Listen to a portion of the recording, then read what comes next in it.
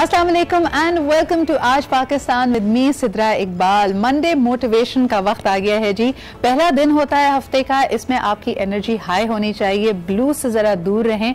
और Monday motivation में it is really important to remember कि आपके अपने ख्यालात, आप अपने लिए और आप जहाँ पे भी हैं, देखिए परफेक्ट हम में से कोई नहीं है, लेकिन अपने आप को जिस परफेक्शन की दौड़ में हमने डाला हुआ है, जब आप एक मंजिल के बाद दूसरी की तरफ बढ़ रहे हैं, हमें कोई खालीपन का एहसास ना हो। ये बड़ा अहम है कि आप जहाँ पे भी हैं ज़िंदगी के इस पॉइंट पे, आपको ये एहसास हो कि I am enough and I am doing enough. ये लेथार्जी वाली बात नहीं है, इसमें हकीकत ये नहीं है कि आप कहीं पे स्टैग्नेंट हो जाएंगे। इम्पॉर्टेंट ये है कि आप अपने आप को हमेशा बकअप करते रहें।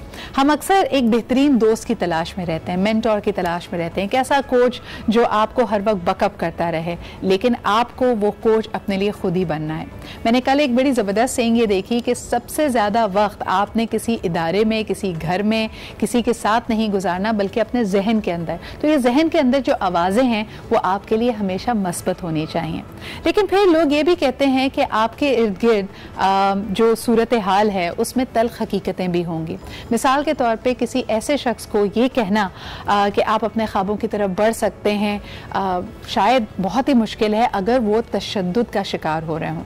आपको बताते चलें कि 25 नवंबर दुनिया भर में ख़वातीन के ख़िलाफ़ जो तशद्दुद किया जाता है उसके ख़ात्मे के दिन के तौर पे मनाया जाता है। यानी सबसे पहले ये कॉग्निजेंस होना कि हमारे इर्द गिर्द ये नाइंसाफ़ी मौजूद है।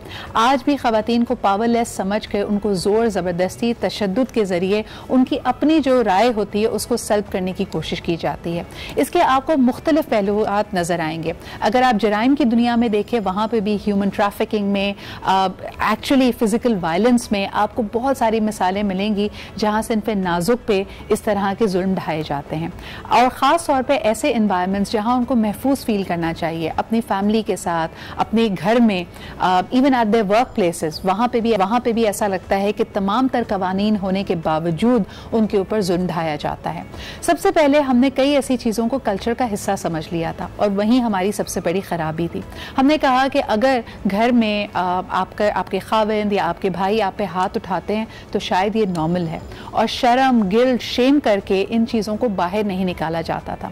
यानी आइन और कवानीन की रूह से जो ख़वातीन के पास हुकूक मौजूद थे कि अगर उनके साथ ज़्यादती की जाए, उन पर तशद्दुद हो, तो जाके पुलिस की मदद लें या किसी भी लॉ इन्फोर्समेंट एजेंसी पे जाके वो एटलीस्ट पहले रिपोर्ट तो करें, उसको भी मायूब बनाया जाता था। यानी ना सिर्फ ये कि एक औरत एक विक्टिम के तौर पर इस तमाम जुल्म को बर्दाश्त कर रही थी, बल्कि उसकी आवाज़ भी दबा दी गई थी कि वो कवानीन जो उसके तहफ़्फ़ुज़ के लिए बनाए गए हैं उन तक भी उसकी रसाई मुमकिन ना हो।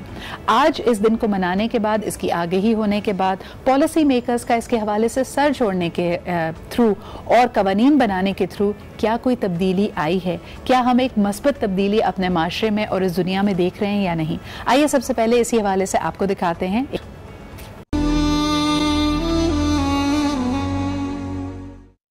जी देखिए, आपने ये रिपोर्ट जिसमें कुछ नंबर्स भी थे और ख़ास तौर पे जो तगोदौ की जा रही है, the struggle is very very real, क्योंकि कई ऐसे वाक़यात में हम देख सकते हैं कि कोई सबूत नहीं होता, कोई ऐसे एविडेंस मौजूद नहीं होते कि काराजोई की जा सके।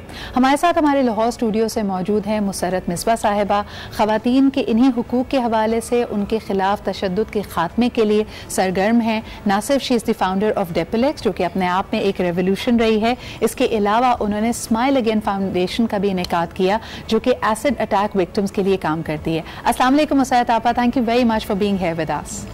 वालेकुम अस्सलाम, thank you so much for inviting me. Musarrat आपा, लास्ट ईयर जब हम आज ही के रोज़ आपसे बात कर रहे थे तो एक बड़ा अहम संगे मील था। हमने बात की थी एसिड अटैक विक्टिम्स के, उनको इंसाफ मिलने की। अब एक साल और गुजर गया है कानूनी चाराजोई के हवाले से, और ख़ास तौर पे जो सिनेरियोज़ हमारे साथ हैं, क्या आप समझती हैं कि हमारे माशरे में, हमारे रवैये में कोई मस्बत तब्दीली आई है?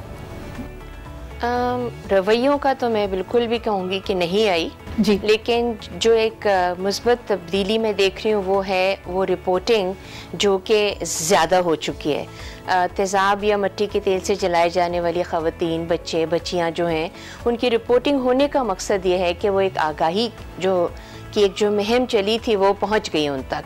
अब ये जो इम्पॉर्टेंट चीज़ है वो ये है कि वो अपने इंसाफ के लिए पहुँच भी जाती हैं, रिपोर्टिंग भी हो जाती है, लेकिन कानून जो है वो इतना सुस्त रवि का शिकार होता है कि वो हार जाती हैं और या तो वो लोग कॉम्प्रोमाइज़ कर लेती हैं या फिर केसेस जो हैं वो इतने डिले के विक्टिम्स, उनके साथ वाले जो लोग होते हैं वो सब छोड़ के चले जाते हैं। ये तो फिर भी एक सेकंड मरहला होगा, अगला मरहला होगा। सबसे पहले जहां आपने बात की रिपोर्टिंग की, तो ये भी एक दोधारी तलवार है। कई खानदान आज भी ये मानते हैं कि जितना मीडिया पे अगर कोई इस तरह की चीज़ रिपोर्ट होती है तो तमाशा लग जाता है। ये अल्फाज हम अक्सर सुनते हैं कि जी ये तो इंस्टेड के उस विक्टिम को इंसाफ मिले उसका तमाशा बना दिया गया। आप इस पे किस हद तक यकीन रखती हैं? नहीं, ये वो बिल्कुल सही बात है। मैं ये नहीं कह रही कि हर हादसा या ऐसा जो घिनौना जुर्म जो है वो हो रहा है उसकी 100% जो है वो रिपोर्टिंग हो रही हो, लेकिन बहरहाल जब हम उसको पिछले सालों के तनासुब में देखेंगे तो ये थोड़ा सा नंबर बढ़ता हुआ नज़र आता है। और ये बिल्कुल सच है कि जो बच्चियाँ या ख़ानदान के अफराद जिनके साथ इस किस्म के हादसात या वाक़यात होते हैं वो ख़ानदान वाले ही नहीं उनको आगे जाने देते, उनके अपने नहीं आगे जाने देते, क्योंकि उसमें शर्म का पहलू या बेइज्जती का पहलू या जी हम तमाशा बन जाएंगे, इस किस्म की बातें होती रहती हैं। ये बहरहाल एक ऐसा ट्रांजिशनल टाइम है जहाँ पर आहिस्ता आहिस्ता जो है इन चीज़ों को एक्सेप्टेंस दी जाएगी। Media is playing an important role. जहाँ वो उसको ब्रेकिंग न्यूज़ दे रहे हैं वहाँ पर आप ये भी देखें कि ऐसे ड्रामे भी दिखाए जा रहे हैं जहाँ पर बिल्कुल। मुसरत आपा, I wanted to speak to you about the power of storytelling. अभी तक शायद हमारे लिए ये सिर्फ आदाद शुमार थे, नंबर्स थे कि हम कहें कि जी साल भर में इतनी ख़वातीन तशद्दुद का शिकार होती हैं या इतनों के ऊपर तेज़ाब फेंक दिया जाता है। हम अब बात कर रहे हैं जब हम इन कहानियों के ज़रिए इन किरदारों को हकीकत का रूप देते हैं, उनको ज़िंदगी के करीब लेके आते हैं। और अक्सर एक इसमें डिबेट ये की जाती है कि हमने गैरत की बात की, इज्जत की बात की, लेकिन जो विक्टिम इस सानेहे से गुजरता है उसकी हिम्मत का हवाला नहीं दिया जाता। क्या आपको लगता है उसमें कुछ तब्दीली आई है? अब लोग वाकई एक विक्टिम के साथ उसको अंडरस्टैंड करते हैं कि कितनी हिम्मत के साथ वो ज़माने और उसकी तमाम तो प्रॉब्लम्स के सामने डट कर खड़ी है?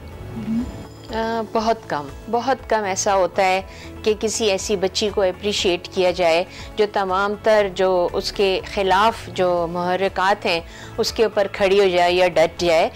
मगर there is always a first step, मगर there is always एक ऐसा कदम जो कि बहरहाल मंजिल की तरफ बढ़ रहा है। स्लो है, ग्रेजुअल है, लेकिन होगा यकीनन। मुझे पता है कि ऐसी अभी भी बच्चियां हैं जो कि खामोश हो जाती हैं या उनके घर वाले खामोश कर देते हैं, और यहाँ पर हमें आगाही जो हम दे रहे हैं कि जी आपको इंसाफ मिलेगा, वहाँ पर हमें ऑब्वियसली इन बच्चियों को बताना भी पड़ेगा कि उनके साथ ये जातियाँ जो हो रही हैं वो क्यों हो रही हैं, वो भी तो उसको समझें और देखें। हुकूक की हम बात करें तो हम अपनी जिम्मेदारियों की भी बात करें। बिल्कुल मुसरत आपा, ये किसी खास तबके का मसला नहीं है, कोई खास सोशियो इकोनॉमिक क्लास का मसला नहीं है। इस वक्त मुझे लगता है कि बहुत सारी ऐसे बच्चे, बहुत सारे ऐसे खानदान, व्यूअर्स हमें देख रहे होंगे जिनके घर के करीब ये मसला है, यानी हो सकता है उनकी घर की चार दीवारी में भी ये मसला हो। जब हम एक जुमला अक्सर इस्तेमाल करते हैं कि अब पानी सर से गुजर गया है, तब एक खातून ने बोलना शुरू किया है, वो हद क्या होनी चाहिए? जब पहली दफा हाथ उठे, जब पहली दफा तशद्दुद हो, या पहले बर्दाश्त से काम लेना चाहिए? आप उनको क्या मशवरा देंगी? मैं समझती हूँ कि जब पहली दफा कोई जुबान, कोई हाथ या कोई ऐसे जुमले या ख़ानदान के अफराद जो हैं वो उस बच्ची के साथ ज़्यादती करते हैं, that is the time for that girl. उस बच्ची के लिए ये वक्त है कि वो डट जाए, वो खड़ी हो जाए। ज़्यादा से ज़्यादा क्या होगा? यही होगा कि निकाल दी जाएगी, ज़्यादा से ज़्यादा ये होगा कि वापस भेज दी जाएगी। एक बहुत बड़ा उसका मसला जो है वो ज़िंदगी का दूसरा शुरू हो जाएगा। लेकिन ये उससे कहीं बेहतर है कि वो ऐसे चेहरे के साथ अपने घर वापस जाए जो कि लोगों को दिखाने के काबिल ना रह जाए, जो वो खुद देखने के काबिल ना समझती हो। तेज़ाब चेहरे के ऊपर फेंक देना या मिट्टी का तेल छिड़क के जला देने के बाद वो बच्चियां जो है वो किसी को मुंह दिखाने के, मैं ये नहीं कहती कि काबिल रह जाती हैं, वो खुद ही नहीं आ सकती हैं, क्योंकि ये वो चीज़ है जब इस मुकाम तक पहुँचने पर बच्चियाँ जो हैं वो सिर्फ यही करती रहती हैं, नहीं हमने अपना घर बनाना है, हमने बर्बादी से बचना है। यहाँ पे तो मुसैताबा, बहुत सारे हमारे समाजी रवैये है, एक कल्चरल हमारा माइंडसेट ऐसा है। मुझे सबसे ज़्यादा ये शायद मेरे आपसे सवालों का आखिरी सिलसिला भी होगा, सबसे ज़्यादा तकलीफ इस बात की होती है कि अभी हमारे सामने बहुत सारे ऐसे केसेस आए हैं जब पाकिस्तान से बच्चियों को ब्याह कर बैरून मुल्क ले जाया जाता है, और हो सकता है बहुत अच्छे रेफरेंसेस के लोग हों, कई दफ़ा अपने ही ख़ानदान के लोगों में शादी की जाती है। और ऐसे जगह पे, यानी जो डेवलप कंट्रीज़ हैं, हम बात कर रहे हैं यहाँ पे यूके की, अमेरिका की, यूरोप की, जहाँ पे कवानीन ख़वातीन के खिलाफ तशद्दुद के हवाले से बहुत सख्त हैं, लेकिन कभी हम उन बच्चियों की अगर रोदात सुनते हैं तो आपका दिल खून के आंसू रोता है कि ऐसी जगह पे रख कर भी उनका पासपोर्ट अपने कब्जे में कर लेते हैं, उनको खाने पीने के लिए नहीं देते, उनको खर्चा नहीं देते, और अपने वालिदैन से, अपने घर वालों से बात भी नहीं करने देते। ऐसी जो बच्चियां ट्रैप्ड हैं, और अगर मुल्क से बाहर इस वक्त ये प्रोग्राम देख रही हैं, आप उनको क्या मशवरा देंगी? देखिए, सबसे पहले तो ये बच्चियाँ उदैन या अपने घर वालों की कंसेंट के साथ, ठीक है, तो यहाँ पर जो सबसे बड़ी गलती जो है वो उन वालिदैन की है जो किसी भी वजूहात की वजह से उन बच्चियों की शादी कर देते हैं या उनको वहाँ पर पहुँचा देते हैं। लेकिन मैं आपको ये बता दूँ कि उन ममालिक में जहाँ पे इन बच्चियों के साथ ज़्यादती हो रही है या उनके साथ गलत हो रहा है, वहाँ पर उनके लिए आसानियाँ हैं। They should contact the authorities. वहाँ पर तो एक फ़ोन कॉल की सिर्फ ज़रूरत होती है, और वो अच्छा उस फ़ोन कॉल की वजह से घर वाले डरते भी हैं। अगर फ़र्ज़ करें कि वो ये भी नहीं कहना चाहती हैं कि मैं पुलिस में चली जाती हूँ या मैं रिपोर्ट करती हूँ, अगर वो यही कह दें कि जी मैंने अभी कॉल कर देनी है या मैंने अपने सहेली को बता दिया या मेरी पड़ोसी को बता दिया है, तो उनकी वो शिकायत के ऊपर भी जो है वो फ़ौरन कानून जो है वो हरकत में आ जाता है। सो दे शुड नॉट वो उनको गिव अप करना ही नहीं चाहिए और ना ही डरना चाहिए। बहुत बहुत शुक्रिया मुसैयद आपा। मेरे ख्याल में आपकी इस बात से बहुत सारी बच्चियों की तमीद भी बंदी होगी, उनको हौसला भी मिला होगा, और यकीनन जब आप मदद के लिए पुकारेंगे मदद आप तक पहुँचेगी। और मेरी उम्मीद है कि आज हमारा प्रोग्राम जहाँ जहाँ भी देखा जा रहा है, और कोई भी ऐसी खातून, कोई ऐसी लड़की, कोई ऐसी बच्ची जो अपने आप को सर्कमस्टांसेस में लोगों के रवैये की वजह से या समाजी इन बेड़ियों की वजह से अपने आप को जकड़ा हुआ पाती है, आज अल्लाह ताला उसको ये हिम्मत ज़रूर दे और उसके लिए वसीले और आसानियाँ पैदा करे कि she is able to seek help and get herself out of that situation. बहुत बहुत शुक्रिया मुसैयद आपा again for being here with us. एक ब्रेक की तरफ बढ़ते हैं। बड़ा ही हसास और तकलीफदेह मौजू है, लेकिन ये हमारे इर्द गिर्द ही होने वाली रियलिटीज़ भी हैं। इसके बारे में सोचिए, और अगर आप किसी ऐसे शख्स को जानते हैं तो लिल्लाह उसको हर दफा ये हवाला मत दीजिए गैरत का, शेम का, और ये बोझ एक बच्ची के कंधों पे मत डालिए कि उसने रिश्ते को या घर को निभाना सिर्फ उसी का काम है। अगर आप अपने आप को गैर महफूज फील करती हैं, अगर आप पे किसी किस्म की भी तशद्दुद हो रहा है, चाहे वो जिस्मानी हो, जहनी हो, उसके खिलाफ आप कार्रवाई जरूर कीजिए। एक छोटा सा हम ब्रेक लेते हैं and will be right back.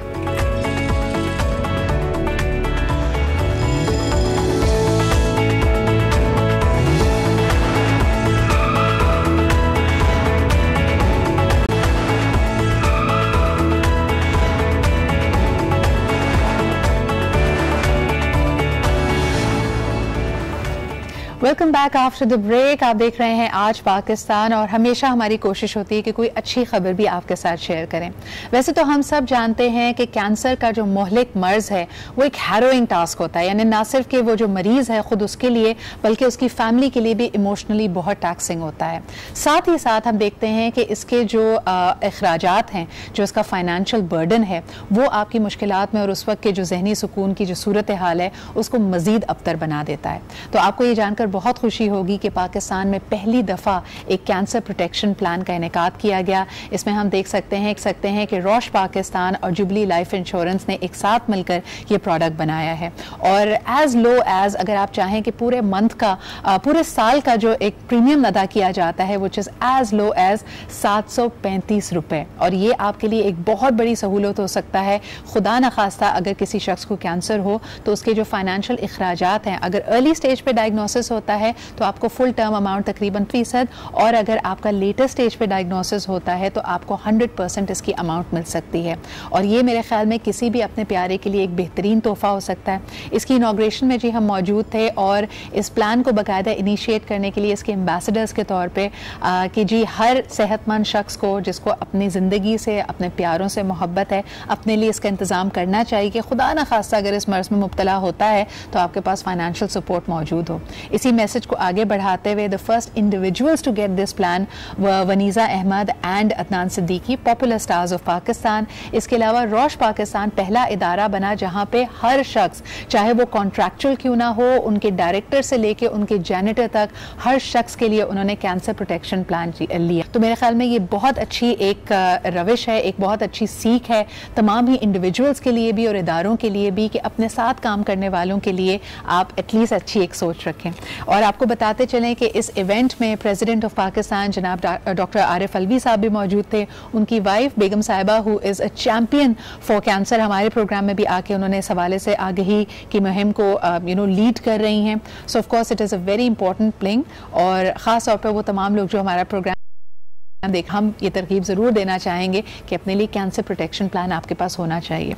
अब ज़रा मौसम की तब्दीली का जिक्र कर रहे हैं तो ना सिर्फ हम अपनी सेहत का ख्याल रखते हैं बल्कि हमारे घर में जो नन्हे मुन्ने बच्चे हैं उनके लिए ये मौसम की तब्दीली, क्योंकि उनके ज़रा जो लाइफस्टाइल है उसमें चेंज नहीं आता। अम्मियाँ बेचारी कहती रह जाती हैं कि ठंडा पानी मत पियो, आइसक्रीम नहीं खा सकते, कोलाज मत पियो और स्वेटर पहनो, लेकिन बच्चे हैं कि सुनते नहीं। तो हम कॉमनली देख रहे हैं कि फ्लूज एंड फीवर फैले हुए हैं। डॉक्टर आयशा हमारे साथ मौजूद हैं, आइए उनसे जानते हैं कि एहतियाती तदाबीर क्या हो सकती हैं। अस्सलाम वालेकुम डॉक्टर आयशा। सबसे पहला मेरा आपसे सवाल ये होगा कि बच्चे बड़े प्रोन होते हैं, ये मौसम की तब्दीली उनको फौरी तौर पर नज़ला ज़ुकाम और खांसी बुखार जैसी सिचुएशन में डाल देती है।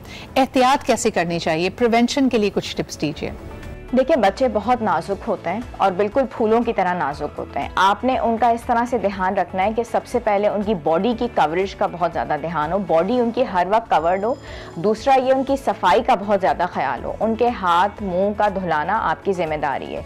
जितना हम उनकी हाइजीन का ध्यान रखेंगे, उनके हाथ को हम धुला के रखेंगे, मुँह को धुला के रखेंगे, दिन में उनको एक दफ़ा नहलाना ज़रूरी है। हम ये समझते हैं कि सर्दियाँ आ गई हैं और हम बच्चों का ये समझ रहे होते हैं कि उनका हम नहलाने को ख़त्म कर देते हैं। ये सिलसिला यहाँ पे हम मिस्टेक करते हैं। उसकी वजह से क्या होता है कि बच्चे गंदे रहते हैं और जरासीम जो है उनके जिस्म से चिपके रहते हैं और इस वजह से वो बीमारी का भी शिकार हो जाते हैं। तो उनको हमने नहलाना भी ज़रूर है और साथ ही इमीडिएटली इनको वार्म अप करके, साफ करके और इनकी बॉडी को कवर रखना ज़रूरी है। ये एक बेहतरीन अमल है जिसकी वजह से इंशाल्लाह बच्चे बीमार नहीं होंगे। अच्छा, वैसे तो सर्दियां भी हैं, दिल भी चाहता है कि गर्म बेवरेजेस पिएं, सूप्स होने चाहिए, यखनी पी जाए, लेकिन बच्चे अक्सर इन चीज़ों से कतराते हैं। लेकिन चाय के बारे में ऐसा लगता है कि डिबेट जारी है, बच्चों को चाय या कॉफ़ी देनी चाहिए ऐसे मौसम में, उनके लिए इसका कोई फ़ायदा भी होगा या उनको सूप्स और यखनी पे ही रखना चाहिए? देखिए, नेचुरल चीज़ का तो कोई नेमुल बदल नहीं है। अगर हम बच्चों को यखनी दे रहे हैं, सूप दे रहे हैं, घर का साफ सुथरा, मैं तो कहती हूँ सिर्फ दाल का सूप ही, यानी कि प्रोटीन की बेहतरीन ग़िज़ा तो यही है कि हमने बच्चों को दाल उबाल के और दाल का सूप दे दिया। मैं तो खुद अपने बच्चों के लिए, खुद अपने लिए बेहतरीन वो चीज़ समझती हूँ, वो हम दें तो वो तो सबसे बेहतर है।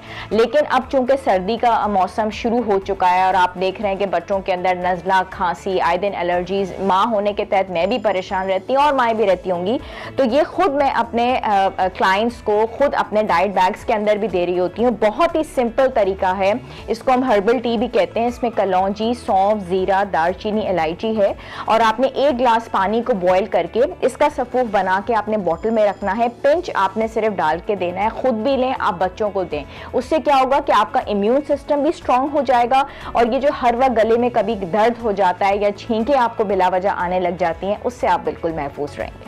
अच्छा, एक चीज़ में बड़ा मेरे ख्याल में हमेशा डिबेट रहती है, फ्लू के लिए बेहतरीन है मौसम के हमारे फल भी अगर देखे जाएं तो उसमें विटामिन सी भरपूर होती है और लोग कहते हैं कि अगर आपने मौसमी ये फ्लू वायरस वगैरह को प्रिवेंट करना है तो विटामिन सी का इस्तेमाल रखें।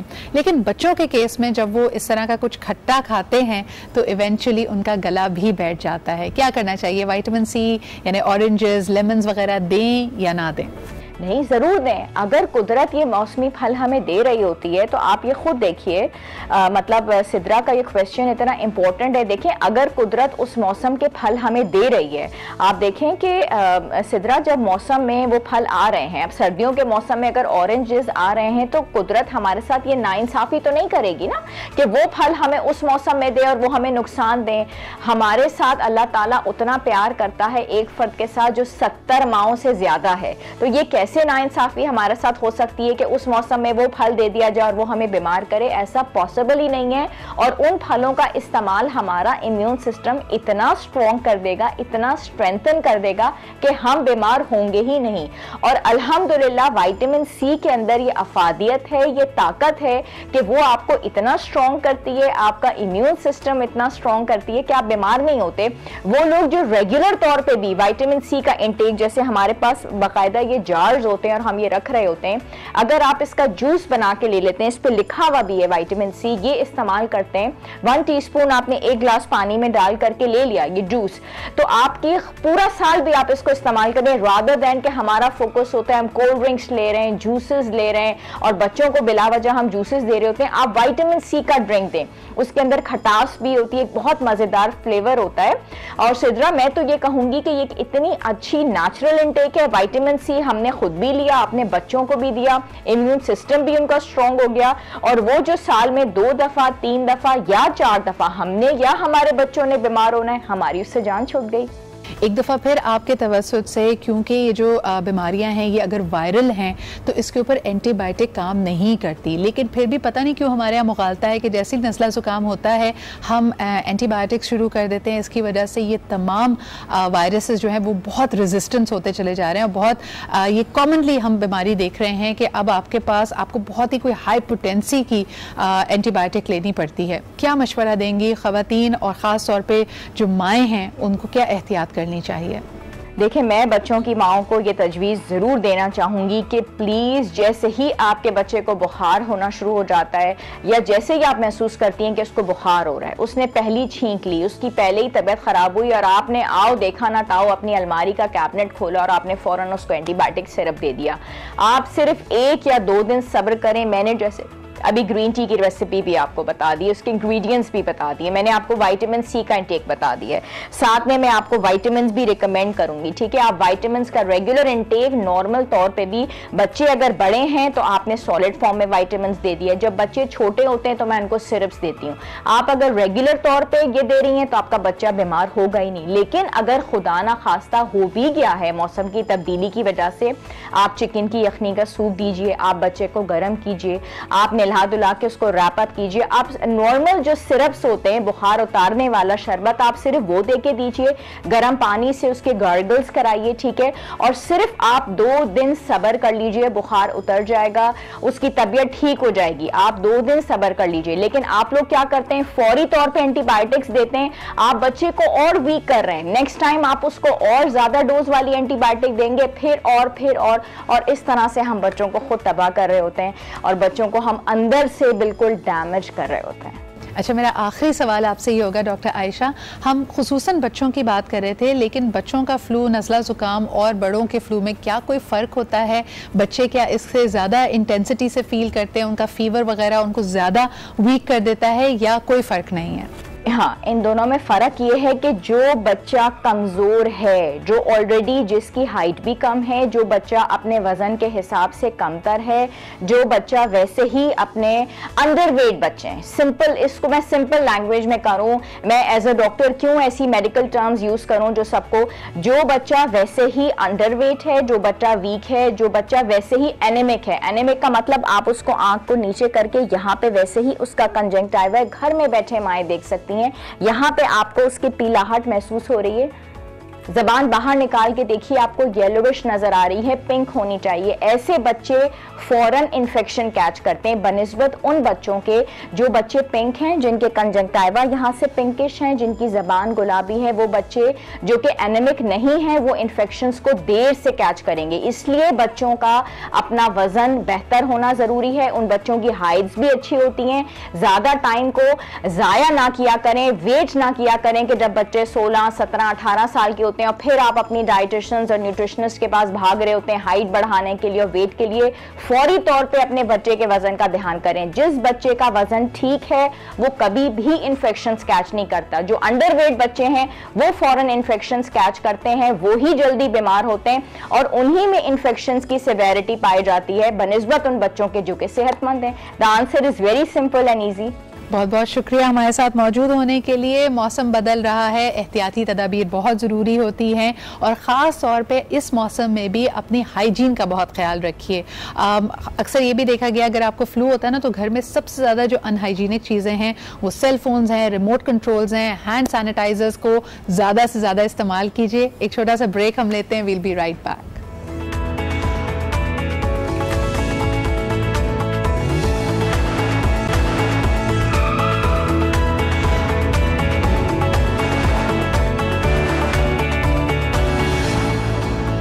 Welcome back after the break. आज 25 नवंबर यानी ख़वातीन के ख़िलाफ़ तशद्दुद के ख़ात्मे का आलमी दिन, और इसके लिए सबसे पहला और सबसे इम्पॉर्टेंट कदम यह है कि आप अपने आप में कॉन्फिडेंस फील करें, एतमाद हो, फाइनेंशली सिक्योर हो, आपको कोई ना कोई ऐसा हुनर, ऐसा स्किल आती हो कि आपको पता है कि आप इंडिपेंडेंटली सर्वाइव कर सकती हैं।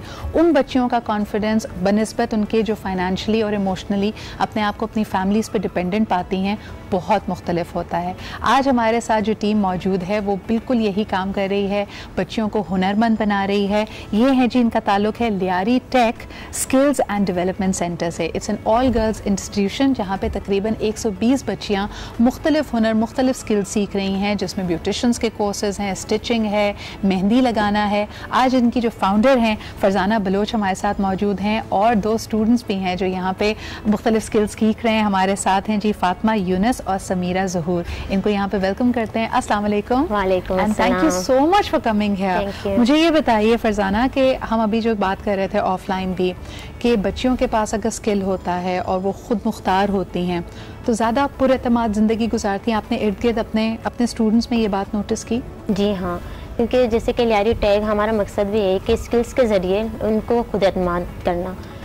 बच्चों ने जब हमने स्टार्ट किया था, हमने इनिशिएट किया था 2019 के फेब में स्टार्ट किया था, तो उस दौरान बच्चों ने बस यही समझा था कि हम आके सीखेंगे, लेकिन हमने उनको समझाया कि हम जैसे कि इस तरह के कोई भी तशद्दुद या इस तरह की अवेयरनेस देंगे बच्चों को तो वो आसानी से अपनी ज़िंदगी को बेहतर गुजार सकते हैं। अच्छा, हमने ये नोटिस किया है कि लियारी में मार पीट वाला मामला कम है, लेकिन फोर्स्ड मैरिजेस यानी अर्ली उम्र की यंग एजेस में बच्चियों की शादियां हो जाना वो बड़ा कॉमन है।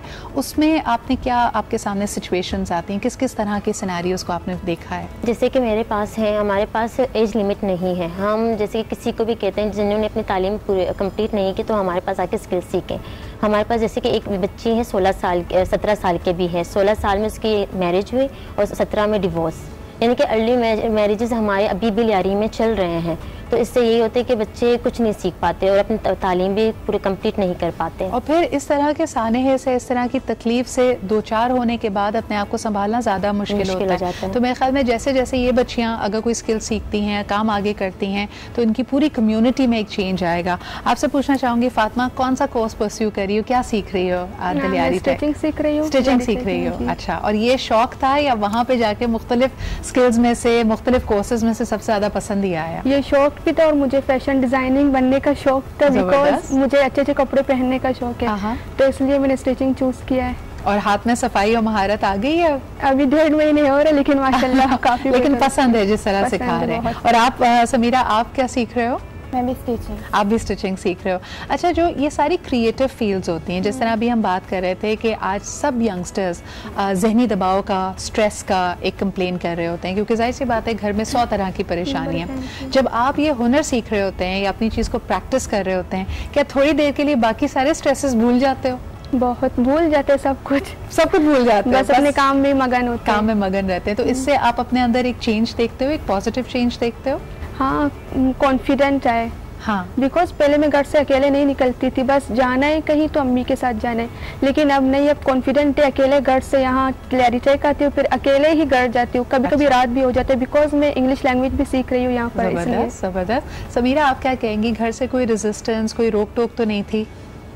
मेरे घर से रोक टोक तो नहीं थी, लेकिन मेरे बिग ब्रो को मतलब इस बात से प्रॉब्लम थी कि जगह बहुत दूर है, जगह दूर है, लेकिन फिर भी मैंने उनको मनाया कि मुझे जाना है, कुछ सीखना है, आगे बढ़ना है, तो इस वजह से उन्होंने मुझे इजाज़त दी। अच्छा, जब ऐसा रवैया देखते हो, ये जो लड़का और लड़की का फ़र्क होता है कि लड़कों को सब अलाउड है, लड़कियों को मना है, तो क्या दिल में क्या ख्याल आता है? यही कि क्या हम लड़कों से कमतर हैं। हाँ हाँ, तो दिल चाहता है कि आजकल का माहौल भी ऐसा है, सब कहते हैं कि नहीं गर्ल्स का बाहर निकलना अलाउ नहीं है, क्योंकि माहौल ऐसा है, माहौल हमने खुद बनाया हुआ है। मेरे खौफ खामखा हमने क्रिएट yes. किया हुआ है। I think you are absolutely right. Farzana ji, क्या मैसेज देना चाहेंगी लोग जो आपको देख रहे थे, और अभी भी मेरे ख्याल में बहुत सारे घर ऐसे होंगे जहां आप चाहेंगी कि लोग बच्चियों को भेजें और कोर्सेज सिखाएं?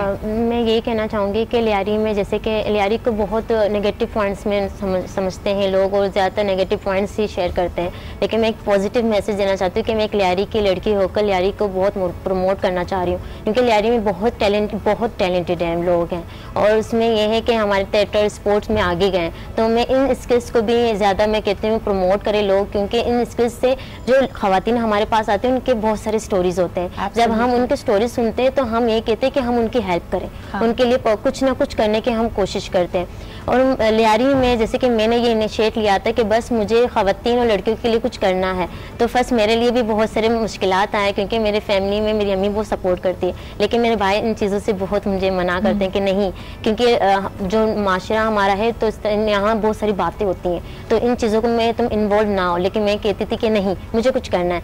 और जैसे कि मुझे एक यानी कि मैं कहूँगी कि मुझे एक हिम्मत आई है इन लड़कियों से ही।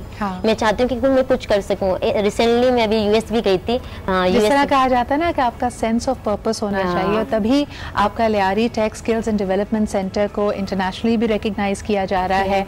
आपकी सपोर्ट में लोग खड़े हुए हैं। बहुत बहुत शुक्रिया फरजाना, समीरा, और आपका भी यहाँ पे आने का।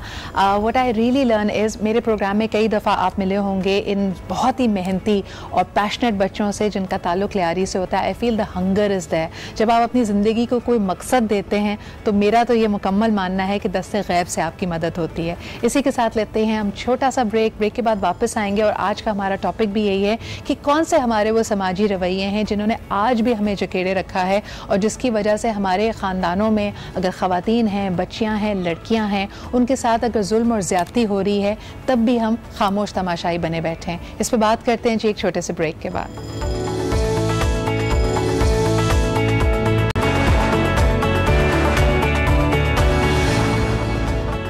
Welcome back after the break. आप देख रहे हैं आज पाकिस्तान। आज 25 नवंबर यानी दुनिया भर में ख़वातीन के ख़िलाफ़ होने वाले तशद्दुद के ख़ात्मे का दिन, उसके हवाले से आगही फैलाने का दिन, कानून साजी करने का दिन, और सबसे लेकिन क्या हम उसको एम्पावर कर रहे हैं? क्या हम उसकी हिम्मत बन रहे हैं या हम उसकी हिम्मत को तोड़ रहे हैं? ये वो सवाल है जो मैं आज आपके सामने रखूँगी। हम इस बारे में बहुत बातें करते हैं कि क्या सही है, क्या गलत है, क्या होना चाहिए, लेकिन हम क्या कर रहे हैं इस पर नज़रसानी करने की बहुत अशद ज़रूरत है। आज जो हमारे साथ हमारे मेहमान मौजूद हैं, सबसे पहले आपका उनसे तारुफ कराती हूँ। बहुत ही मशहूर समाजी कारकुन हैं, अपनी एक शेल्टर होम भी चलाती हैं। हमारे अक्सर प्रोग्राम्स में समाज की दुखती रगों पे यानी जो बातें लोग करने से कतराते हैं उनको आपके सामने उजागर करती हैं। आलिया सारिम हमारे साथ मौजूद हैं। अस्सलाम वालेकुम आलिया भाभी। वालेकुम अस्सलाम। बहुत बहुत शुक्रिया यहाँ पे मौजूद होने का। कानून की अगर बात की जाए और ये बात की जाए कि क्या कवानीन ख़वातीन को वो तहफ़्फ़ुज़, वो सिक्योरिटी, वो सेफ्टी देते भी हैं या नहीं, हमारे आइन में हमारे क्या हुकूक हैं जिसको शायद उससे हम खुद वाकिफ़ नहीं हैं, तो जाहिर सी बात है उसके लिए काम भी नहीं करते। इसी हवाले से हमें बताने के लिए हमारे साथ हैं the member of the executive committee at the supreme court bar association, Saifi Ali Khan. बहुत बहुत शुक्रिया सैफ़ी हमारे साथ मौजूद होने के लिए। Last but definitely not the least, समाजी रवैये हमारी नफ्सियात पे भी असरअंदाज होते हैं।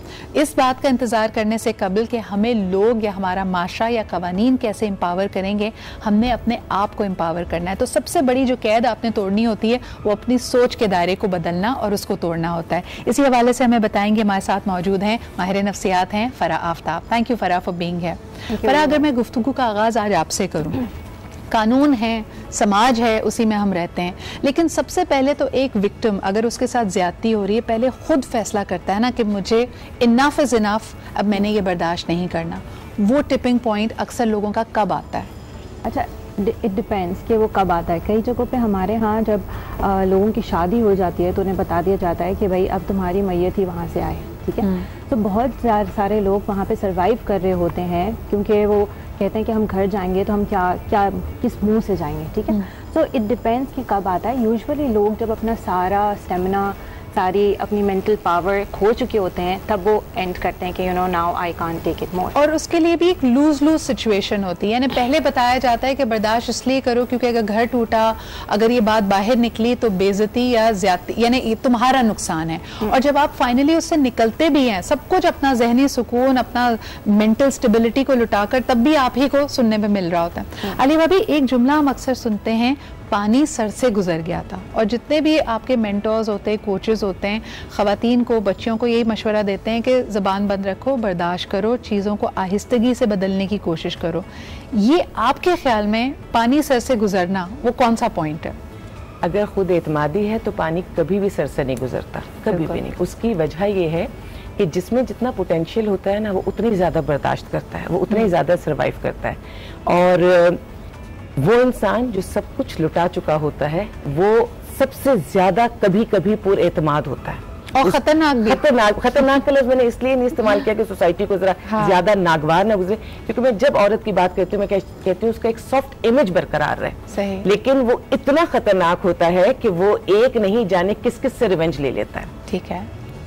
जब आपके पास खोने को कुछ नहीं होता ना, तो फिर आप हर हाल में आगे और आगे ही बढ़ते चले जाते हैं। उसमें फिर आप कई ऐसे लोगों को रोंद देते हैं जिनको शायद आप अच्छे हालात में ना रोंदते। तो मैं औरत की इस पावर से ना सोसाइटी को कह रही हूँ, ये उनके लिए अलार्मिंग सिचुएशन है, क्योंकि आप मुस्तकिल सदियों से जिस तरह से हमारे यहाँ की औरतों को लेकर चले आ रहे हैं, अब वो चीज वैसे नहीं चल पाएगी। औरत अब इतनी मजबूत हो चुकी है, चाहे वो मीडिया ने अवेयरनेस दिया, चाहे नेट के थ्रू अवेयरनेस हुआ, या with the passage of time माँ ने पिट कर ये डिसाइड कर लिया कि मेरी बेटी नहीं पिटेगी। माँ ने तालीम हासिल नहीं होने के जो नुकसानात हुए, उसने डिसाइड कर लिया मेरी बेटी पढ़ेगी। तो देखिए अब सोसाइटी उस पोजीशन में कि औरत पहले से बेहतर हाल में, वो बर्दाश्त नहीं कर रही, उसको चीजें खोने पर मजबूर नहीं कीजिए, उसको इतना परेशान ना कीजिए कि परेशानी वो पलटने लगे। और औरत के लिए सिर्फ एक बात मैं ये सोचती हूँ कि आप इस वक्त अब अचीव करने जा रही हैं, अब हर फील्ड में आप नजर आ रही हैं, आप अपने आप को मनवाने जा रही हैं। देखिए ये वो प्राइम टाइम है, अपने आप को मनवाइएगा, लेकिन अपनी वैल्यूज और अपनी इज्जत को बिल्कुल बरकरार रखिएगा। खासतौर पर जिस तरह अभी थोड़ी देर पहले हमने देखा कि बहुत ही कॉम्पिटेंट बच्चियां लियारी से हमारे साथ मौजूद थीं, लेकिन आपको पता है कि जब भी कोई पायनियर होता है उस पर कई गुना ज़्यादा जिम्मेदारी होती है, क्योंकि ना सिर्फ आप अपने आप को लेके चल रहे होते हैं, लेकिन आप कईयों के लिए वो रास्ता खोल रहे हैं, वो नई अपॉर्चुनिटीज से उनको आगे ही दे रहे हैं। लेकिन सवाल ये पैदा होता है, सैफी आपसे पूछना चाहूँगी, औरत और ख़ास तौर पे हमारे माशरे में जो ख़वातीन हैं, उनके ख़िलाफ़ जो सबसे ज़्यादा ख़तरनाक हथियार इस्तेमाल किया जाता है वो है बदनामी। यानी जो पिट भी रही है बेचारी, घर पे तशद्दुद का शिकार हो रही है, आप उसको भी ये कह रहे बाहर निकलोगे तो बेइज्जती तुम्हारी है, अपने घर की इज्जत को तुमने उछाला, जो कुछ हो रहा है वो घर की चार दीवारी के अंदर हो रहा है। बदनामी का ये हथियार कब तक हम ख़वातीन के ख़िलाफ़ इस्तेमाल करते रहेंगे? देखिए, इट डिपेंड्स ऑन फीमेल्स, क्योंकि मर्द के पास या औरत के पास, आप सिर्फ इसमें आप मेल को ही ना रखें पिक्चर में। हमारे यहाँ कई केसेस में, बल्कि 90% केसेस में औरत ही औरत की दुश्मन है, और उस बदनामी में औरत ही उसका जो है वो पार्ट पार्सल होती है। हाँ। तो मर्द के पास तो सबसे घटिया हथियार यही होता है कि वो कह दे कि औरत गलत है, घर से बाहर निकल रही है, ये मर्दों में काम कर रही है, ये गलत है। तो औरत को गलत बनाने वाले कौन लोग हैं? यही लोग हैं। अच्छा, लेकिन देखिए इसमें सबसे जो मैं मुझे 20 इयर्स हो गए प्रैक्टिस करते हुए, और मैं मेल्स के साथ ही करती हूँ। इवन के अब तो मेरे लॉयर्स भी कहते हैं कि मैं कहूँगी ना कि अभी लेडीज, तो कहेंगे एक्सक्यूज मी, आप लेडीज कौन है? आप लेडीज हैं। तो औरत अपने आप को यहाँ तो इस तरह मनवाए कि अपना वो जो एक नरम गोशा है ना कि जी मैं फीमेल हूँ, मैं ये कर सकती हूँ, ये नहीं कर सकती, वो निकाल के फेंक दे, अगर तो वो काम करने निकली है तो। नहीं, लेकिन एक सवाल पे मेरा, जिस तरफ मैं आपको ले जाना चाही थी कि पहले तो लोग कयास सराइयाँ करते थे, किसी के बारे में अफवाह फैला देंगे, जो देखा, जो यकीन करने वाले हैं वो अपनी जगह। लेकिन हमने एक नया बहुत ही ख़तरनाक, बहुत ही भयानक तरीका रिवेंज का या तशद्दुद का देखा है, जो अभी हाल ही में हुआ, वीडियोस, पर्सनल वीडियोस का लीक हो जाना, जिसको बाकायदा इंटरनेशनली कहा जाता है, रिवेंज पॉर्न का भी नाम दिया जाता है। इसके खिलाफ क्या हम कानून साजी कर रहे हैं? इसको कैसे समझें, इसको कैसे निपटें इससे? देखिए, इसके लिए तो साइबर क्राइम आया हुआ है, लेकिन वही बात है कि इनिशिएटिव कौन ले। अगर उस औरत को बदनाम इतना कर दिया जाता है कि वो उसके अंदर इतनी यानी कि सेल्फ कॉन्फिडेंस ही नहीं रहता कि वो आके इसके ऊपर बात भी करे, जिसकी वीडियो लीक हो गई या बना दी गई जबरदस्ती या जो भी वट एवर दी कंडीशन, ठीक है, जो भी सर्कमस्टांसेस है, लेकिन उसमें वो हिम्मत कहाँ से आया? अभी हालिया मैंने देखा किसी ने कोई बात की, उसकी वीडियो लीक कर दी, उसका तो पूरा कैरियर बर्बाद हो गया ना, वो तो लोगों को फेस ही नहीं कर सकती। अब वो इसको कहना कि जी वो गलत बनी है, मैं नहीं हूँ, उसमें कोई फोटोशॉप हुआ है या कुछ, उसके तो लाइक ही नहीं छोड़ते ना, लोग कहाँ मानते हैं। बिल्कुल सही। आपको किसी ऐसी विक्टिम औरत से बात करने के लिए तो वो यानी कि इस चीज को लाइक ही नहीं समझते, किससे बात कीजिए, कहते नहीं यही है, यही बहुत गलत है, तो उसको तो बेचारी को वो तो अंधेरों में चली जाती है। लेकिन आपने कई ऐसी केसेस भी देखे होंगे, यानी उनकी बात बिल्कुल सही है कि सेल्फ कॉन्फिडेंस खत्म, माशरा आपको ऑलरेडी जज कर रहा है, बदनामी का एक ऐसा ठप्पा आप पे लगा दिया गया है कि वो वाला पॉइंट तो हम भूल ही जाते हैं कि आपकी पर्सनल चीज की ब्रीच हुई है या आपकी प्राइवेसी को लांगा गया है, हम तो सिर्फ उसके उस एक्ट पे जज करने लग जाते हैं। और ये नेचुरल जस्टिस की, excuse me sorry to interrupt you, ये this is a natural justice कि आप किसी को हियरिंग का मौका तो दें, उससे सुने तो सही। ये तो पूरी दुनिया में लागू है, ये तो इंटरनेशनल लॉ है, ये जस्टिस ऑफ, ये नेचुरल जस्टिस है कि आप किसी पे जब इल्जाम लगा रहे हो ना, कम से कम आप उसको हियरिंग, पेशेंट हियरिंग का मौका तो दो। यहाँ तो नहीं देते, ये तो पनिशमेंट दे देते हैं और हियरिंग तो होती नहीं है कि नहीं ये गलत औरत है, बस इसको तो ज्यूरी भी खुद है, वर्डिक्ट भी खुद दे दिया, सब कुछ मुद्दई भी खुद है। जी अली भाभी, आपकी बात फिर ब्रेक की तरफ बढ़ूंगी। हमारी जो औरत है वो जमाने से इतना नहीं डरती। मैंने अपनी औरत को अगर डरते देखा है या बहुत ज्यादा पॉजिटिव देखा है तो अपने इमीडिएट रिश्तों से देखा है, जिसमें उसके अपने घर के लोग, उसके अपने माँ बाप, अपने बहन भाई सबसे पहले आ जाते हैं। अगर शादी हो गई तो उसका शौहर और उसके बच्चे सबसे पहले आ जाते हैं। अगर इनमें से कोई एक भी बुरे वक्त में सपोर्टर बन जाए, कोई एक भी, मैं समझती हूँ कि अगर 6 बहन भाई और एक भी सपोर्ट कर ले, माँ बाप में से कोई एक भी, चाहे बाप या माँ सपोर्ट कर ले, इसी तरह बच्चों और शौहर के हवाले से, अगर शौहर नहीं सपोर्ट कर रहा, बच्चों में कोई कर ले, तो उस औरत को दुनिया में कोई भी नहीं तोड़ सकता। पाकिस्तान की औरत इतनी मजबूत है, उसकी वजह यह है कि हम अपनी वैल्यूज को, अपने मजहब को, अपने कल्चर को आज तक भी दिल में बसा के चलते हैं। हम कमजोर लोग नहीं हैं, हम उतने हल्के नहीं हैं, हमारी बुनियादें बहुत मजबूत है हर हवाले से, सकाफत हो, हमारा मजहब हो, हमारी वैल्यूज हो। तकलीफ तब होती है और औरत सही मायनों में टूटती तब है। मैं बड़े वसूख से इसलिए कह रही हूँ कि शेल्टर होम चलाती हूँ, रोज टूटी हुई औरतें आती हैं, टूटी हुई बच्चियां आती हैं, लेकिन वो टूटती तब है जब उनके अपने लोग उन्हें तोड़ते हैं। दुनिया से उन्हें ऐसे उतना फर्क नहीं पड़ता, बल्कि दुनिया से तो वो डटकर मुकाबला भी करती हैं और जीत भी जाती हैं। तो मैं सिर्फ अपने रिश्तों से कहती हूँ, वो जो इमीडिएट आपके रिश्ते हैं, आप नहीं छोड़िए। लेकिन आपकी इस बात को आगे लेके चलेंगे, एक ब्रेक की तरफ मुझे पढ़ना पड़ रहा है। मान लीजिए कि आप ऐसे सर्कमस्टांसेस में घिरी हुई हैं जब आपके साथ एक भी हामी नहीं है, वही आपकी वाली बात कि घर के बाहर मैं लोगों का मुकाबला कर लूंगी अगर घर में से कोई मेरा साथ दे रहा हो। अगर आपके साथ कोई ऐसा साथ देने वाला नहीं है, तब भी अपने आप को बाएतमाद तरीके से आगे लेकर कैसे बढ़ें, इस पे हम बात करेंगे एक छोटे से ब्रेक के बाद।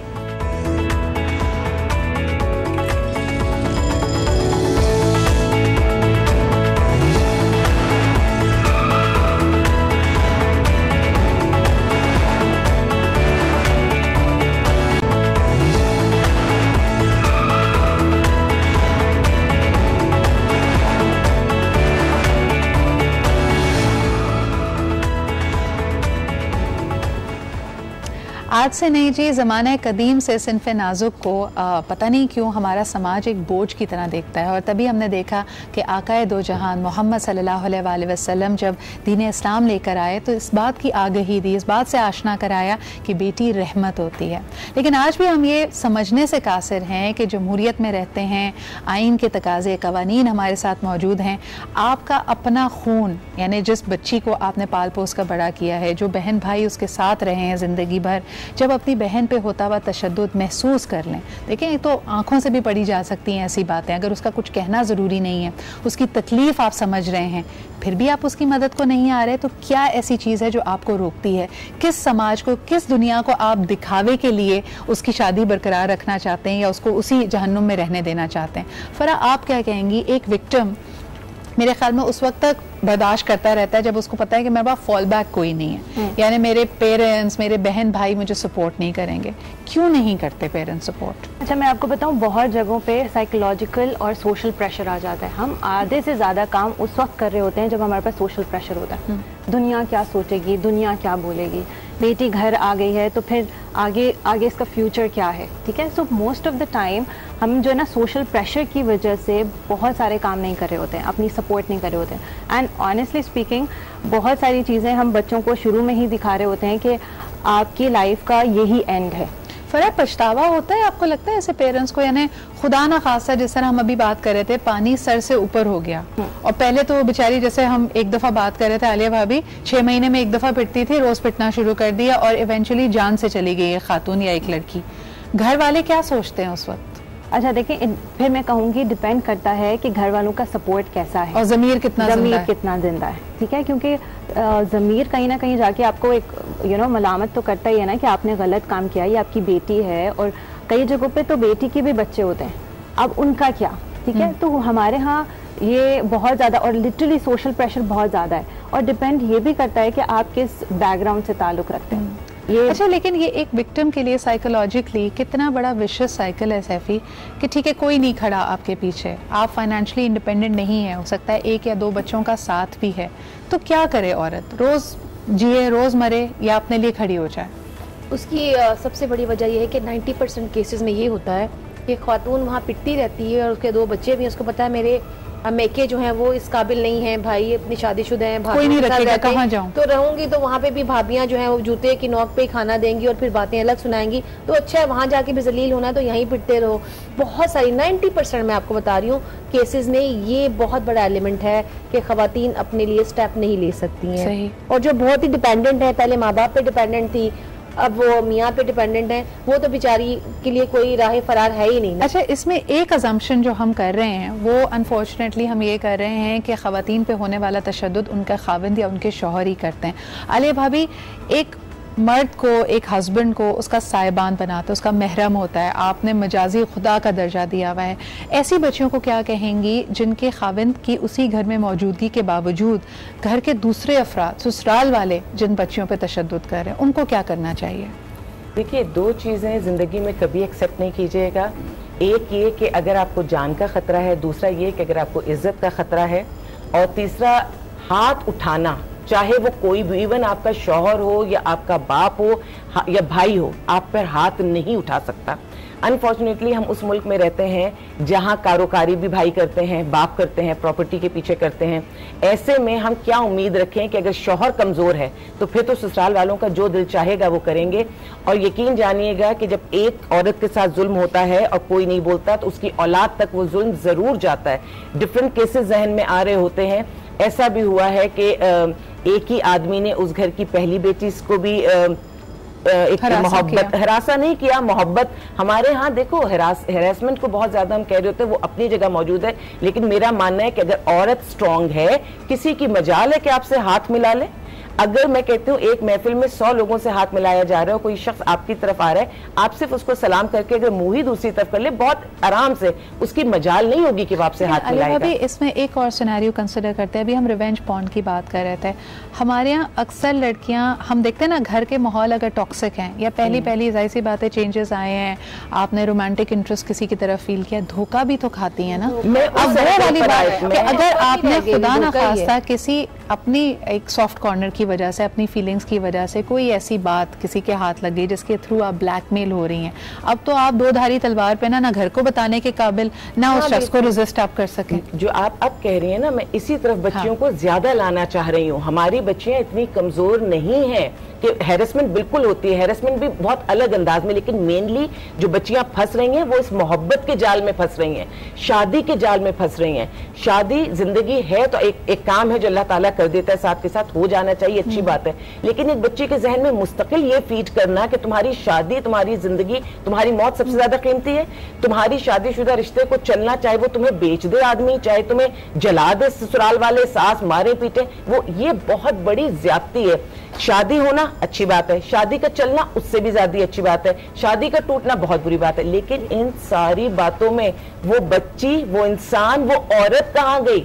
सबसे कीमती तो वो औरत है। तो मैं ये समझती हूँ कि आपने हर रिश्ते को निभाना है, लेकिन अपनी इज्जत, अपनी जिंदगी और इज्जत नफ्स को आपने इस तरह नहीं कुचल देना, जहनी मरीज बन जाए, जिस्मानी माजूर बन जाए। जो शख्स आपको मुकम्मल तौर पर अपनी जिंदगी में नहीं रख रहा, खुदा ना खास्ता आपके अंदर ये सारी प्रॉब्लम्स आ गई, आप क्या समझती हैं कि फिर आपको कौन संभालेगा, कौन पालेगा? इंसान वही अच्छा जो 10 को पाल ले, अपने आप को वहां ना ले जाओ कि 10 मिलकर आपको पाल रहे हो। लेकिन डेस्परेशन, जिस तरह अभी हम बात करें, इतना शादी का फोकस है हमारी सोसाइटी में कि बच्ची की तमाम अकम्पलिशमेंट, उसके ख्वाब एक तरफ, शादी हो जाए, शादी हो जाए, अपनी घर की हो जाए एक तरफ। अब इसमें हम ये देखते हैं तभी समझ से बाला तर है सैफी कि पढ़ी लिखी लड़कियां, प्रोफेशनल लड़कियां, जिसको हम समझें कि दुनिया भर की उनमें खुद एतमादी भी मौजूद है, इस तरह के चुंगल में फंसती कैसे हैं? यानी अभी हम क्योंकि खुल के इस पे बात करनी चाहिए, हमने अभी रिवेंज पॉर्न की अगर बात की, अपनी गैर अखलाकी तस्वीर या वीडियोस बनाकर फॉर व्हाटएवर, कोई आपका एक मौका था, आप किसी के लिए कोई फीलिंग्स रखते थे, हम अपने आप को उस पॉइंट पे कैसे लेकर आए हैं? ये सोसाइटी में आम कैसे हो गया? अच्छा, अगर मैं इस पे बात करूं तो देखिए बहुत जगहों पे घर में अगर साइकोलॉजिकल एस्पेक्ट करूं, देखें ये अभी जैसे बात करी थी मैं लिया, तो कई जगहों पे ऐसा होता है कि आपको घर से वो लव, वो अफेक्शन, वो सपोर्ट नहीं मिल रहा होता, तो आप बाहर ढूंढना शुरू हो जाते हैं। फिर आप उस रिलेशनशिप को मेंटेन करने के लिए वो सारी चीजें करते हैं जो आप कर सकते हैं, उस हद तक जा सकते हैं कि आपके जो आपने पहले कभी ना की हो, आप अपनी बाउंड्रीज खुद क्रॉस करते हैं। बिकॉज देखिए घर में अगर मुझे सपोर्ट मिल रहा है, मुझे एक वैल्यू मिल रही है कि अगर शादी होती है या नहीं होती, आपको वो लव अफेक्शन घर में मिल रहा है, तो आप उसको बाहर नहीं ढूंढेंगे, ठीक है? और फिर आपको एक आपकी पर्सनालिटी खुद भी डेवलप होती है, आपके पेरेंट आपको डेवलप करते हैं कि शादी is not the only thing that you have to do. अच्छा, और खुलकर बात करने की भी शायद जरूरत है फराह। मुझे ऐसा लगता है कि ठीक है, आपको रोमांटिक लव हर घर से नहीं मिल सकता, आपको एक तहफ़्फ़ुज़ मिलेगा, आपको अच्छे वालिदैन मिलेंगे जो आपकी हर ज़रूरत का ख्याल रखते हैं। वालिदैन भी इस तरह ना कई दफ़ा बिल्कुल वो रह जाते हैं, दंग रह जाते हैं कि भाई हमने तो सब कुछ किया था, ये कैसे फंसी इसमें? एक ज़ाहिर है जब कोई भी बच्ची है, बड़ी होती है, तो ये कुदरती होता है उसके अंदर कि जब कोई उसको देखता है मोहब्बत से, तो हर वही बात है कि कहते हैं कि आईना होता है उसके सामने, और आईने पे हर पड़ने वाली परछाई को वो अपना ही समझ बैठती है कि शायद यही मेरा फ्यूचर है। सही। उस वक्त उसकी एज ऐसी होती है। हाँ। या तो हम उस एज में बच्चों की तरबियत ऐसे करें कि उनके साथ खुल के बात करें।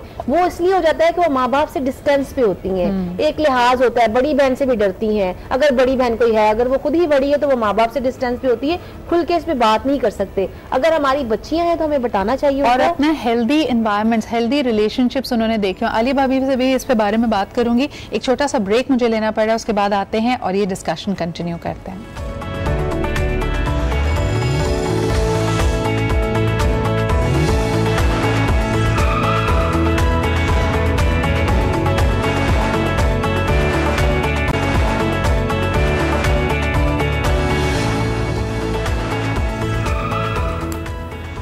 Welcome back after the break. आप देख रहे हैं आज पाकिस्तान। बात की जा रही थी कि जानते बूझते हुए पेरेंट्स ने बेहतरीन आपको एजुकेशन दी, सारा एक्सपोजर आपके पास मौजूद है, फिर क्यों ख़वातीन और बच्चियां और लड़कियां धोखा खा जाती हैं, मोहब्बत में धोखा खा जाती हैं, कोई अपनी ऐसी वीकनेस दूसरे के हवाले कर देती हैं जिसके बाद वो ब्लैकमेल होती रहती हैं?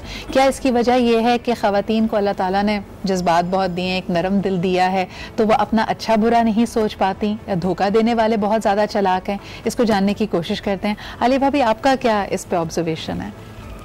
जिंदगी में, घर में जितनी हैसियत अल्लाह ने मर्द की बाप के रूप में रखी है ना, सरबराह के रूप में, वो बेहतरीन है। मैंने उन बच्चियों को, अगर केस स्टडी हम करें तो मेजॉरिटी बच्चियां इस तरह की मोहब्बत मर्दों से नहीं ढूंढती फिरती, जो कॉन्फिडेंस, जो मोहब्बत उन्हें अपने बाप से मिल जाती है।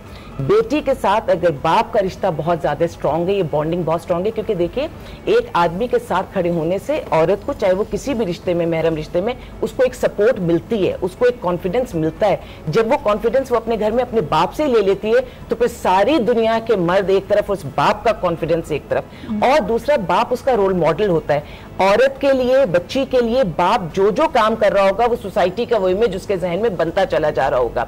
और अगर वो अपने बाप को वफादार समझती है तो सारी दुनिया के मर्द वफादार हैं, बाप बेवफा है तो दुनिया की हर मर्द बेवफा है। इस मोहब्बत को जो उस बच्ची का हक है उसको उसके घर में दे दीजिए। माँ के हवाले से तो कई दफा उसको लगता है कि वो खुद भी वही तख्लीक है ना, माँ भी औरत है, वो भी औरत है, लेकिन बाप जो है वो एक मर्द के रूप में है। तो जो एक स्ट्रॉन्ग सपोर्ट उसको चाहिए है, जो सोशल सपोर्ट चाहिए, जो मोहब्बत का एक एंगल चाहिए, वो हर बाप को अपनी बेटी को स्पेशल प्रोटेक्शन देनी चाहिए। अगर मैं बेटे की बात करूं तो बेटे को जो मोहब्बत चाहिए वो उसको माँ से चाहिए, क्योंकि बाप के रूप में तो वो खुद मर्द है, तो वो अपनी माँ से। अगर ये एक स्ट्रॉन्ग बॉन्डिंग हो जाए तो ये जो धोखे वाली मोहब्बतें हैं जो अव्वल तो शादी तक नहीं पहुंचती और शादी तक पहुंच जाती हैं तो कामयाब शादी तक नहीं पहुंचती, और फिर औलाद हो जाए तो उस नस्ल से अगली नस्ल तक वो तबाही चली जाती है। हम बहुत हद तक अच्छा, ये जो अगली नस्ल तक की तबाही है, इससे मुझे याद आ रहा है कि इस वक्त अगर आप बहुत सारे पाकिस्तानी ड्रामे देखें, आई डोंट नो आपकी नज़र से गुजरे हैं या आपने सेंसिटिवली उसको नोट किया या नहीं, मैंने नोटिस किया कि एक जुमला बार बार दोहराया जाता है, या तो वो उसके ट्रेलर में नजर आ जाता है या उसकी झलकियों में नजर आ जाता है। सैफी जी, जैसे कहा जाता है जैसी माँ वैसी बेटी, यानी वो जो कहा ना कि नस्ल दर नस्ल आपका जो ब्लेम गेम है वो चलता रहता है। माँ की खुदा न खास्ता अगर तलाक हो गई है, माँ के घर में अगर झगड़ा था, अगर माँ बाप के बीच में, बच्चियों को भूलने नहीं दिया जाता है, बच्चियों के किरदार कशी की जाती है यही कह के कि तुम्हारी तो माँ ऐसी थी। ये कितनी तकलीफदेह बात है। माँ तो माँ, लोग तो नानी का भी ताना देते हैं, और हमारे यहाँ तो हम तो अपने बुजुर्गों से सुनते थे कि जब किसी भाई का रिश्ता वगैरह तो कहते थे इसकी नानी तक देखो कि नानी भी अच्छी है कि नहीं है। तो ये एक एलिमेंट है। अब जरूरी नहीं है कि बुरे के अच्छे के बुरे निकल आते हैं, बुरों के अच्छे औलाद निकल आती है, लेकिन ये पर्सन टू पर्सन है। अब किसी को ये कह दिया जाए कि तो इसकी माँ के भी घर नहीं बसाया था, अब उसकी माँ के साथ वो क्या हालात थे ये तो वो जानती है। अच्छा, और घर टूटने की या वही वाली बात है ना कि तशद्दुद हो रहा है, बर्दाश्त, रवैया समाज के ये है ना कि घर अगर टूटा है, शादी अगर खत्म हुई है तो औरत के लिए बर्दाश्त कर लेती है। इसको मैं दूसरी तरफ ले जाऊँ, तस्वीर का ये रुख कि अगर घर बसा है तो औरत की तुम्हारी किस्मत अच्छी थी, तुम्हें शौहर अच्छा मिल गया। हाँ, वो ये कहा जाता है, वो क्रेडिट तो औरत को कभी मिलेगा नहीं। ये अगर बना के बैठी तो इसमें ग्रेटनेस है, ये नहीं मिलेगा। अच्छा, आपकी ये बात है लाइट हार्टेडली मुझे याद आया, कल एक इसी तरह women all women only group पे बात हो रही थी कि किसने ये जुमला अपनी अम्मा से कहते हुए सुना है एक ना एक दफा लाइव, ये तो हम हैं जो तुम्हारे साथ गुजारा कर रहे हैं, वरना किसी और को लेके आते 2 दिन ना चलती तुम्हारे साथ। पर ये हम खुद ही अपने आप को वैलिडेट कर रहे होते हैं, ये अम्मियाँ क्यों बोलती हैं जुमला? देखिए, कहीं ना कहीं जाके वो भी अपनी फ्रस्ट्रेशन, अपना वो सारा एक्सपीरियंस कहीं ना कहीं निकाल रहे होते हैं। ठीक है, एक वो हम पास ऑन करते हैं। अच्छा, जैसे आप ये बात करी थी कि नस्ल दर नस्ल चलता है, तो देखें कई जगहों पे जो हम अपब्रिंगिंग कर रहे होते हैं बच्चों की, वो हम अपने एक्सपीरियंसेस के थ्रू कर रहे होते हैं। मैंने ये एक्सपीरियंस किया तो मैं चाहती हूँ मेरा बच्चा एक्सपीरियंस ना करे, तो हम या तो बहुत ओवर प्रोटेक्टिव हो जाते हैं या बहुत लीनियंट हो जाते हैं। सही। जब हम इस तरह के बिहेवियर दिखाते हैं कि हम या तो बहुत लीनियंट हैं या ओवर प्रोटेक्टिव हैं, तो बच्चे बहुत डिफरेंटली डेवलप होते हैं। उनकी बिल्डअप, उनका सारा जो प्रोसेस होता है वो बहुत डिफरेंट होता है। उसकी वजह से या तो बच्चा ट्रस्ट करना छोड़ देता है या ओवरली ट्रस्ट करना शुरू हो जाता है, पीपल प्लीजिंग में चला जाता है। सही। तो बहुत जगहों पे हमें थोड़ा सा पेरेंट्स को भी एक बताना पड़ता है कि आप बच्चों की जब अपब्रिंगिंग करें। अब जैसे मैं सालिया कह रही थी, दिस इज़ वेरी राइट, कि जो हमारा first impression of a male होता है फॉर फीमेल्स या बच्चियों के लिए, वो फादर होते हैं। अगर फादर का रिलेशनशिप आपकी बेटी के साथ अच्छा है, एक ट्रस्टिंग रिलेशनशिप है, प्लेजेंट है, वो सारा लव अफेक्शन दे रहे हैं आपको भी और आपकी मदर को भी, तो उसका ट्रस्टिंग रिलेशनशिप बनेगा ऑन अ मैन। अगर नहीं, लेकिन अगर इसी बात को मैं आगे लेके जाऊं, देखिए जिंदगी बहुत सारे उतार चढ़ाव लेकर आती है, आप एक जैसे नहीं रहते।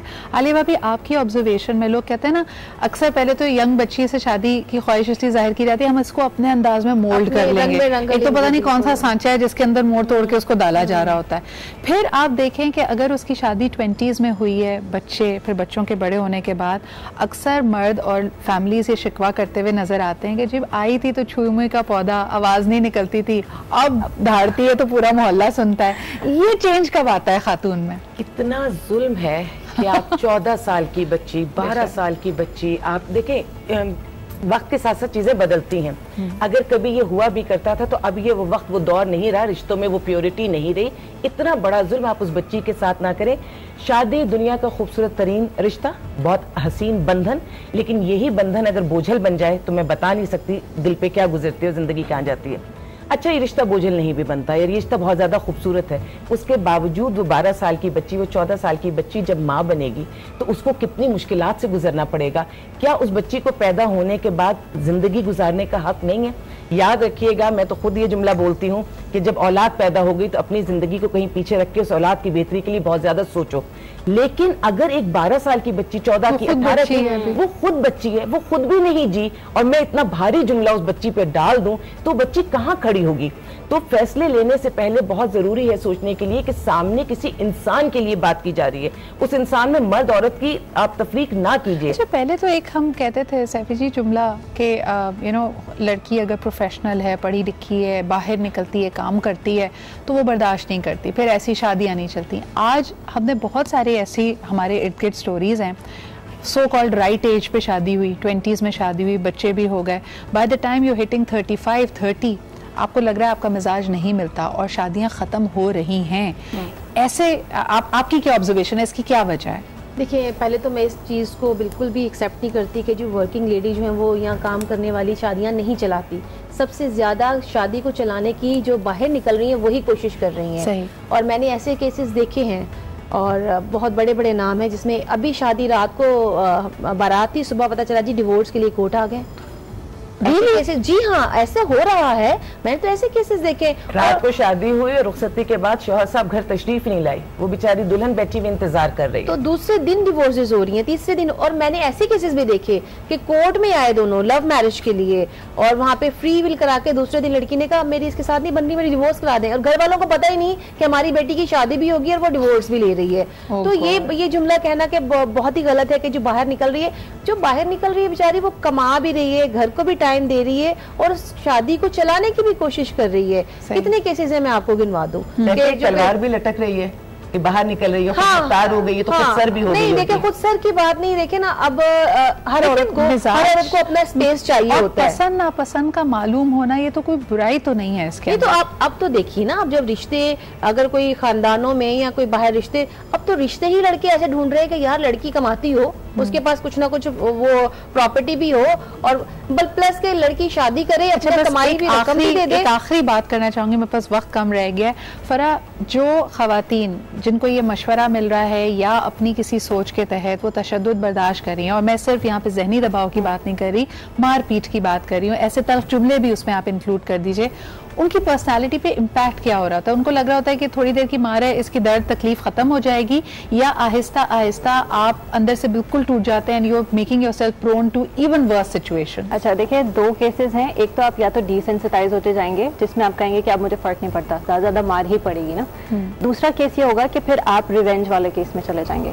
तो दो टाइप की पर्सनालिटीज बन रही हैं जहाँ पे ये ह्यूमन साइकी कहती है कि these are the only two reactions you will have, मतलब यहाँ तो आप खड़े हो जाएंगे, वो कहेंगे कि नहीं अब इनफ इज इनफ, अब मैं रिवेंज लूंगी, अब मैं if you are hitting me I will hit back, ठीक है, ये वाली सिचुएशन। या फिर ये हो जाएगा कि हम डिसेंसिटाइज, अब मुझे ज्यादा फर्क नहीं पड़ता।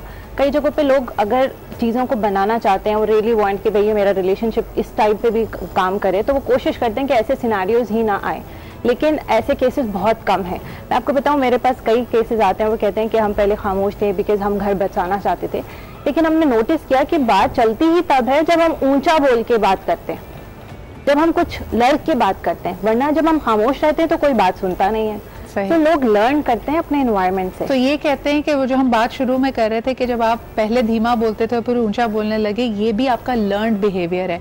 इस बात पे इस डिस्कशन को एंड करना चाहेंगे कि आप इस बात पे बहुत ज़्यादा सोच विचार कीजिए कि आप क्या चीज़ बर्दाश्त कर रही हैं या कर रहे हैं, क्योंकि आप अगले को सिखा रहे हैं कि आपको ट्रीट कैसे करना है। बहुत ज़्यादा अच्छे बनकर भी अगर आपने एक अपनी लाइन, अपनी बाउंड्री नहीं खींची हुई है तो आपको कहीं ना कहीं उसका नुकसान ज़रूर होगा। So please stick true to your own values. Farah, Saifi, Alia भाभी, बहुत बहुत शुक्रिया आपके यहाँ पे मौजूद होने का। अहम सब्जेक्ट है, इन सब्जेक्ट्स को उठाते रहना पड़ेगा बिकॉज आगे ही है, ये पैगाम है, जितना आगे तक पहुँचे लोगों को, जितना इसके बारे में पता हो और वो अगर अपने रवैयों को बदल सकें, that I feel is truly the task that we are after. बहुत बहुत शुक्रिया आज भी प्रोग्राम देखने का। अपने कमेंट्स और फीडबैक से मुझे आगाह कीजिएगा। कल आपसे फिर मुलाकात होगी। खुदा हाफिज़।